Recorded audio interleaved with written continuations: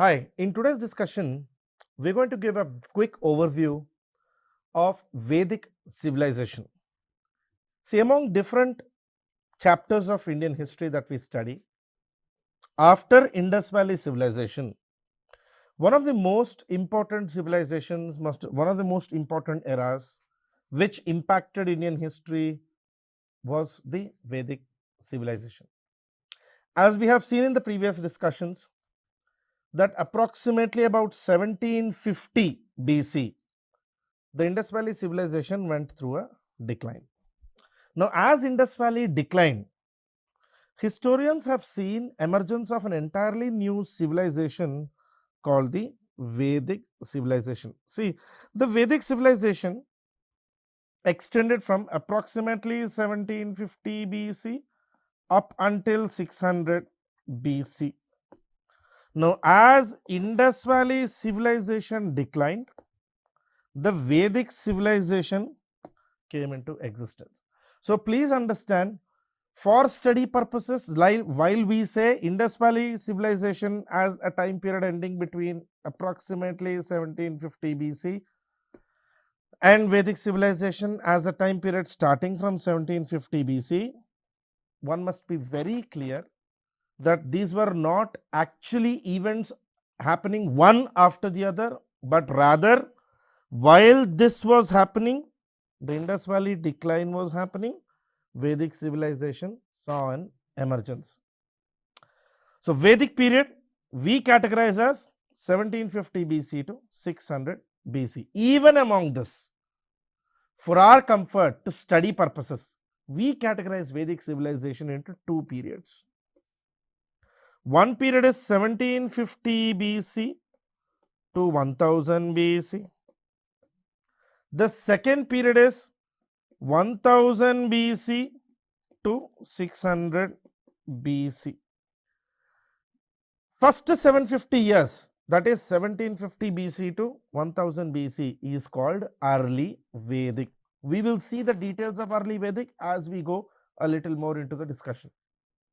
The second part, 1000 BC to 600 BC, is later Vedic, the second 600 years. The origin of Indus Valley civilization was quite unknown. Very similarly, even the Vedic civilization's origin is not very concrete. We do not know exactly where they come from. There are three different theories which are given. Indo-Aryan migration theory, which basically means that Vedic people most probably came from the Aryan region, which is the steppes of Central Asia, the steppe region of Central Asia. There is another theory which is given as Indo-European, which basically again goes almost similar to that model of Indo-Aryan. The only difference they say is Vedic people were actually a linguistic community. The word linguistic community basically means people who speak a similar language across different geographical regions. People who speak an exactly similar language across different geographical regions. And then there is a whole set of historians who say, no, Vedic people actually came from India only. The native origin theory.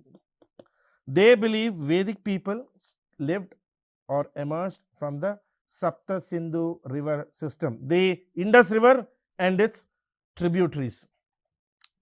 For example, Bal Gangadhar Tilak says Vedic people came from the Arctic region. Swami Dayanand Saraswati of Arya Samaj says they came from Tibet. Historian Max Muller, who was also one of the greatest Indologists, says Vedic people came from Central Asia, mainly the steppes region. For this, he also quotes a particular inscription called the 𝗂𝗫𝗁 inscription. It is basically located in Turkestan region. Turkestan is present-day Xinjiang province of China. There we have an inscription which actually talks about Vedic gods Indra, Vayu, Varuna, Agni. One of the oldest, earliest archaeological evidences of the Vedic people is the Bogaskoi inscription. Similarly, historian J.D. Rodd says Vedic people were actually a community which emerged from Bactria. Bactria is present day Afghanistan. The present day Afghanistan is Bactria. Okay. So there are multiple theories. Some say they are from Indo-Aryan, some say they are Indo-European, some say they are from the Sapta-Sindhu river. The Sapta-Sindhu region or the Indus river in the 7 river system region is, these are the Sapta-Sindhu rivers. Indus river in our Vedic culture, in our Vedic text is known as Sindhu. Jhelum river is referred to as Vitas. Chenab as Askini. Ravi river, Parushini. Bias, Vipas. Satluj, Sutudri, and also the ancient river of Saraswati, which is synonymous to present day Ghaggar river. This river system, this Sapta-Sindhu river system has also been extremely important in your Indus Valley civilization study, right? Whatever may be their origin, whatever may have been their starting point, Vedic people were largely settled in Ganga, Yamuna, Doab section. They were settled in the Ganga, Yamuna, Doab section, which is the present day UP, Bihar region. Now, as I say, we categorize Vedic people into 2 periods. The early Vedic people from 1750 BC to 1000 BC and the later Vedic people from 1000 BC to 600 BC. One story which everybody, most of the historians do agree, those who suggest that Aryans actually migrated from outside, or those who approve Aryan invasion theory, those who approve Aryan migration theory agree that Aryans did come, they migrated, eliminating Dasyus. Now, this word Dasyu is not clearly mentioned, but in one of the books of Vedas, which is Rig Veda, which actually mentions Dasyus as phallus worshippers. Phallus is similar to Linga of Shiva. Most probably, Vedic people came, they might have attacked the indigenous local Dasyus and then eventually settled with them. That's what the theory which is said, that Aryan invaded or Aryans migrated. Vedic people introduced chariots into India.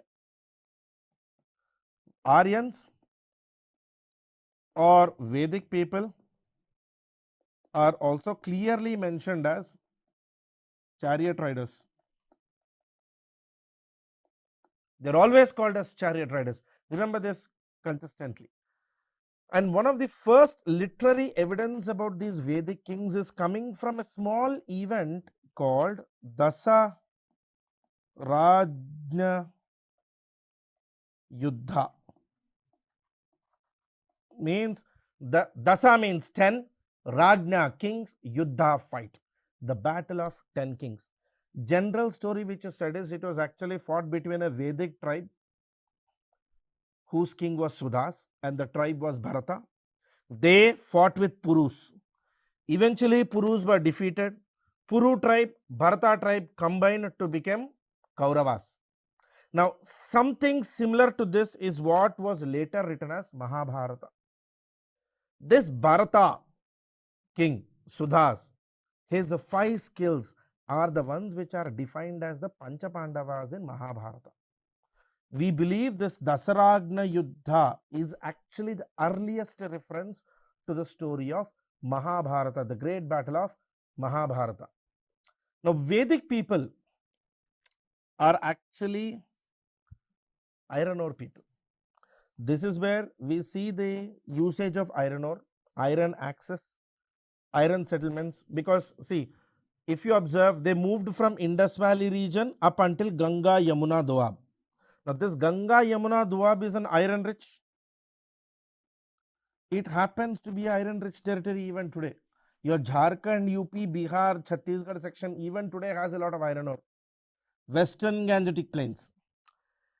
And these Vedic people, the Vedic society started originally as a semi-nomadic community, that is, people who moved from place to place to place, eventually became a permanently settled state, or commonly in your textbooks it is written as sedentary. The word sedentary means settled, stationary. And Vedic culture is a painted graveware culture. You can say pottery with black or grey color. And most of this painted graveware was only observed in the last period of the Vedic people, that is the later Vedic period, whose time period I've already told in the introduction, approximately 1000 BC to 600 BC. Time and again, I always keep telling this, all the years, all the timelines I'm referring to are essentially a reference only. They are meant for you to keep a track. You can add 1000 years, remove 1000 years from this, plus or minus 1000 is okay, because historian to historian this changes. Now, one of the most important sources of reading Vedic people are the 4 Vedas. Everybody knows there are 4 Vedas: Rig Veda, Yajurveda, Samaveda, Atharvaveda. Rig, Yajur, Sam, Atharv. Again, among this, always remember the first Veda, Mother Veda, you can say the Veda which is also called Apurushaya. Apurushaya means Apurushaya, not given by man, is Rig Veda. Rig Veda is actually world's oldest book. One of the oldest books, even by most liberal estimates, we give the date of Rig Veda approximately 1500 BC. Rig Veda originally has 10 mandalas. A mandala means a book. So Rig Veda itself is a collection of 10 books. 10 mandalas or 10 books, consisting of 1028 shlokas or suktas. 1028 suktas, hymns, shlokas, or small 2-line poem types. Mandala 2 to Mandala 7 are the oldest. 1 and 10 are the youngest. These were later additions. Mandala 1 and Mandala 10 were not part of the original Rig Veda. They were added later. And every mandala consists of eulogies or suktas, which is prashamsas, and rasas, which is praise of different kings, different people, different saints, different priests. And then padas are small shlokas, or you can say mantras. So essentially, if you observe, based on what I said now, mandala clearly looks like essentially a collection of poems, that's it. So Rig Veda doesn't give you explanation of anything. It essentially gives you a poem after poem after poem. Like for example, different mantras. Best mantra, most popular mantra is the Gayatri mantra, mentioned only in Rig Veda. The 9th mandala is devoted to the god Soma. And 10th mandala, which is a later edition, consists of Purusha Sukta. Purusha, men. Sukta, rule. Purusha Sukta, rules for the men. This is what consists of the Varnashrama. Because Manusmriti,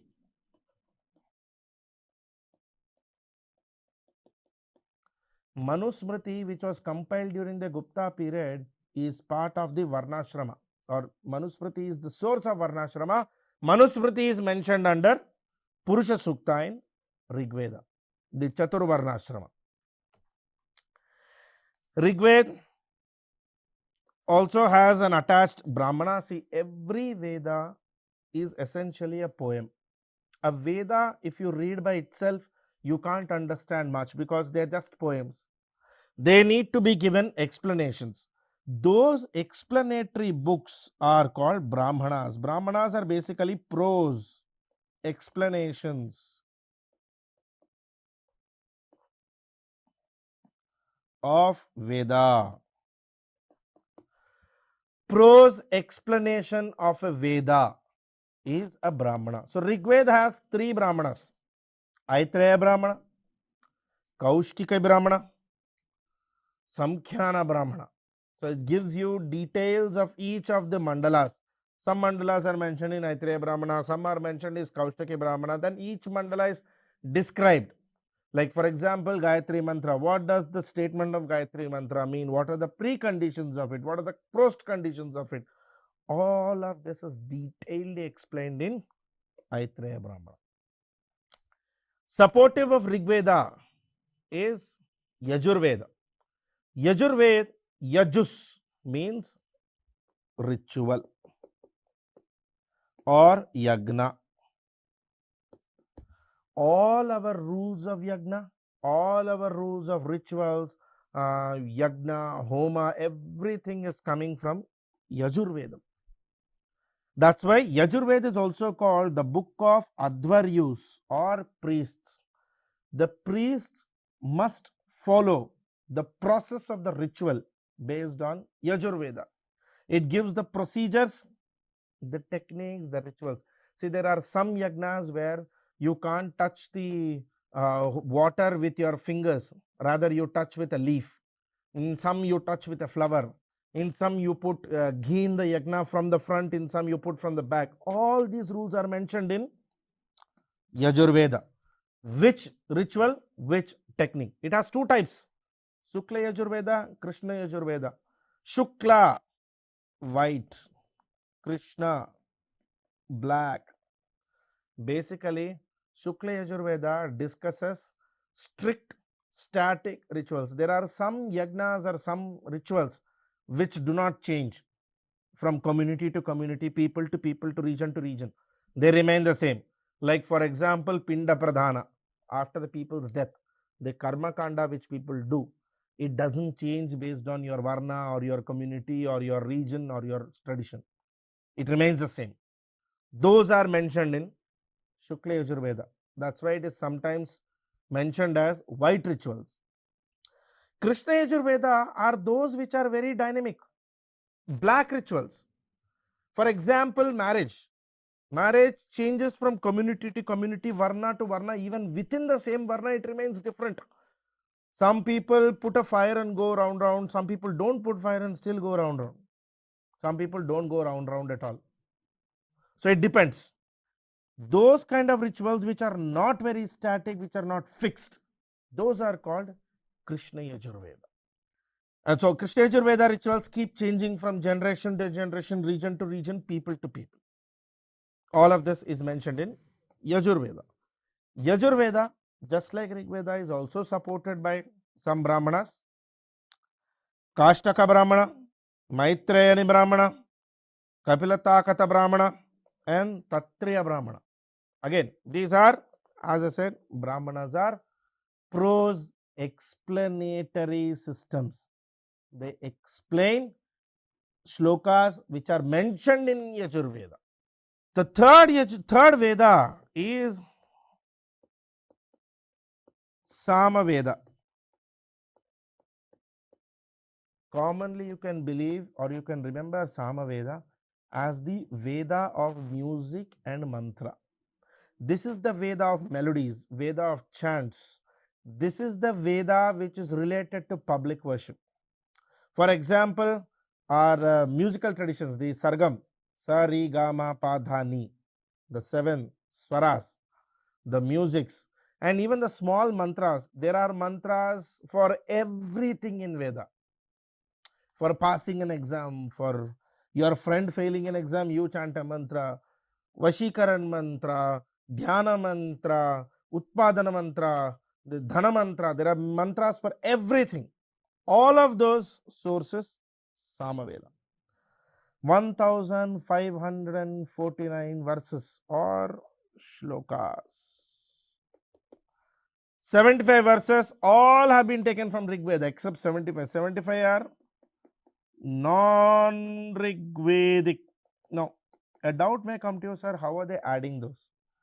During the Gupta period, until Gupta period, remember, Vedas were essentially oral tradition. They were not written. There is no book. The first time when Vedas were even written on Talapatras is during the Gupta era. When writing these in Gupta era, all these additions and amendments were done. There are two Upanishads which are part of Samaveda, the Chandogya Upanishad, Kena Upanishad. Upanishada basically means a philosophical book. After you read Vedas, you get explained about the Vedas in Brahmanas.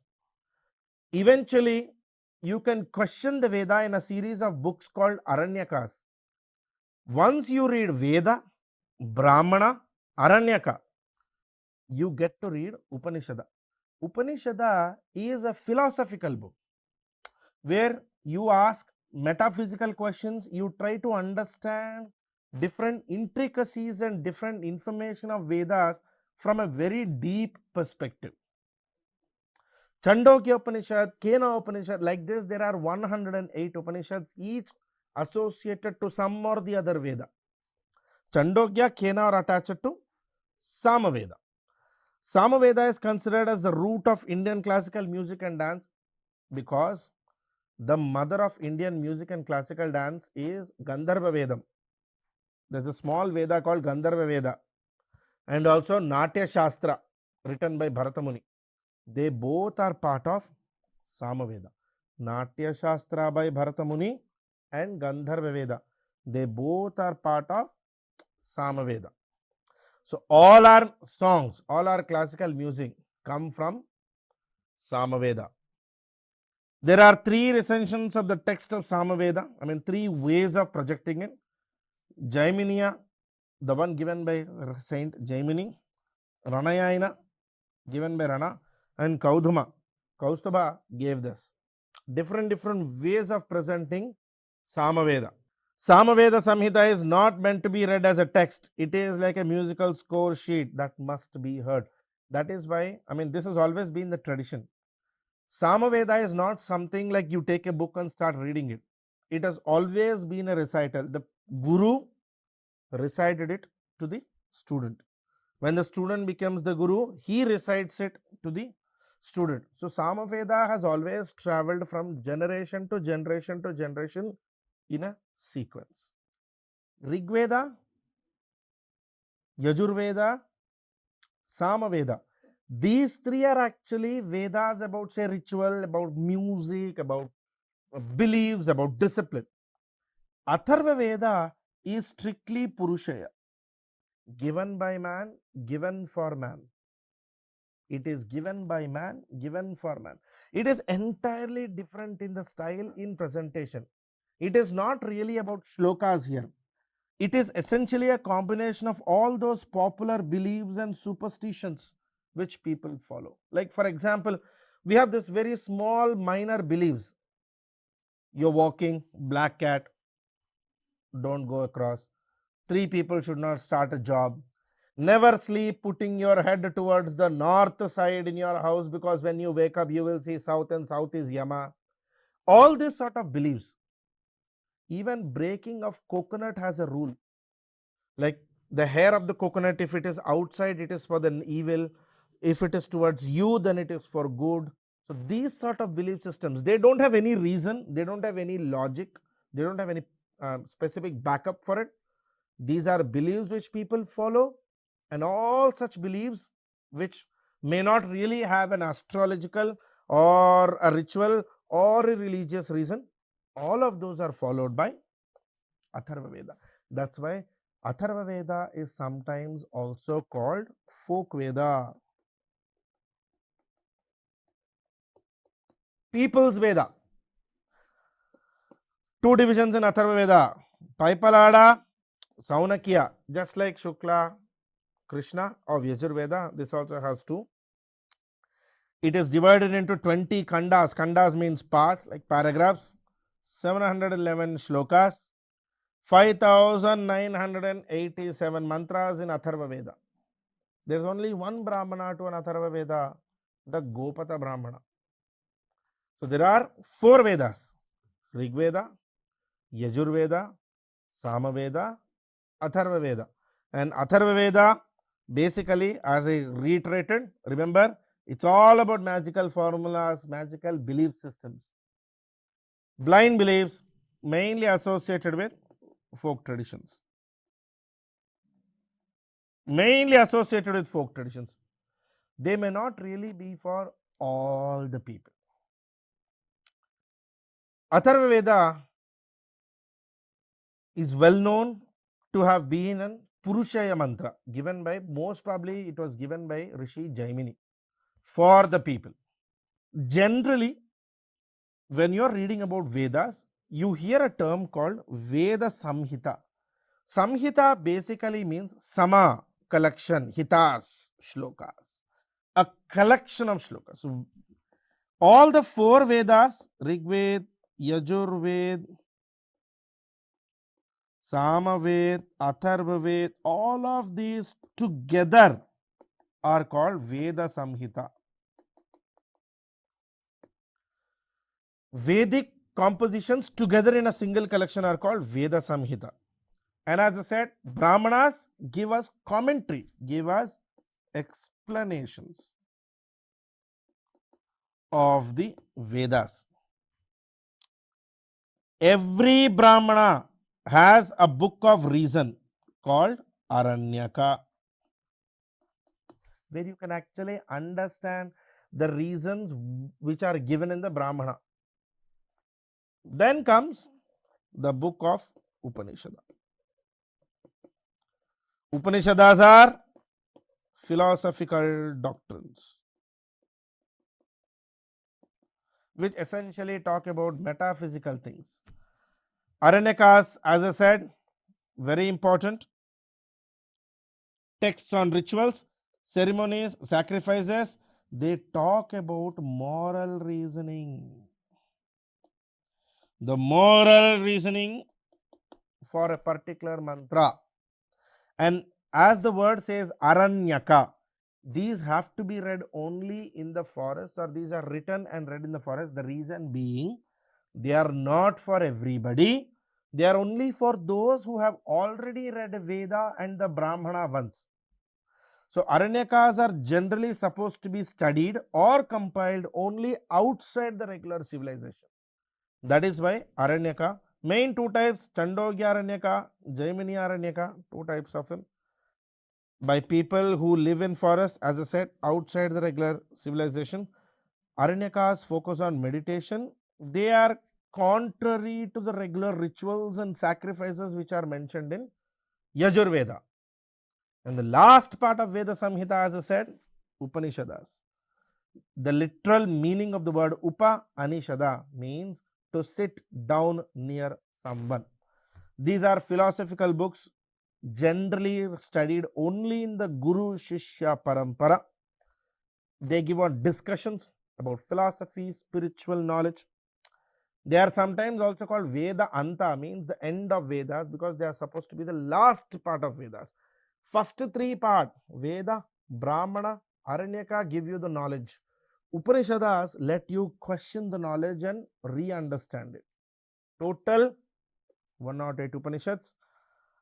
All ancient philosophies, less important ceremonies, sacrifices, everything put together. Okay. It questions nature, it questions fate of soul, Atma, Paramatma discussions. All of these are mentioned in Upanishads. Upanishads also give a sort of spiritual interpretation to Vedas. Most famous quotation that all of you know, 𝗧𝗦𝗧 𝗚𝗧, which is written under the emblem of India. Emblem has been in news a lot. Mundaka Upanishad. It's coming from Mundaka Upanishad. 𝗧𝗦𝗧 𝗚𝗧. Truth alone shall triumph. This entire corpus of Veda Samhita forms a major part of Vedic literature. Samhitas. A Veda Samhita includes Veda, 4 of them, plus Brahmana, plus Aranyaka, plus Upanishad. Veda Samhita in general sense is basically called Shruti or Shruti literature. Shruti literature means those which have to be heard and recited, not to be reinterpreted. So the Guru says, Shishya listens, he tells to his student, he tells to his student. About the Smriti literature, we will continue in the next session.